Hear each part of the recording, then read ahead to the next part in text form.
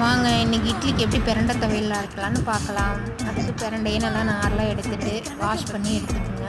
ஒரு வானலில் 2 ஸ்பூன் எண்ணெய் விட்டு பிரண்டையை நல்லா ப்ரௌன் கலர் ஆகிற வரைக்கும் வதக்கி அதை தனியாக எடுத்து வச்சுக்கோங்க. அதே எண்ணெயிலேயே 2 ஸ்பூன் உளுந்தம்பருப்பு போட்டுக்கோங்க. அது லைட்டாக ப்ரௌன் ஆன உடனேயும் அதில் வரமிளகா 6, எங்களுக்கு காரத்துக்கு தகுந்த மாதிரி போட்டுக்கிறேன், நீங்கள் உங்களுக்கு ஏற்ற மாதிரி போட்டுக்கோங்க.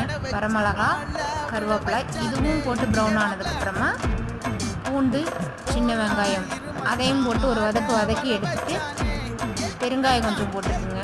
அப்புறமா புளி போட்டுக்கோங்க. போட்டு நல்லா வதங்கினதுக்கப்புறமா நம்ம முதல்லையே வதக்கி எடுத்து வச்சுருக்கிறோம் பாருங்கள் பிரண்டையை, அதையும் அதுலேயே போட்டு ஒரு வதக்கிடுங்க. அடுப்பை சிம்மில் வச்சுட்டு 3 ஸ்பூன் தேங்காய் போட்டுக்கோங்க. அதுக்கப்புறம் ஆற வச்சு மிக்ஸி ஜாரில் போட்டிங்கன்னா சூப்பரான பிரண்டை துவையல் ரெடி.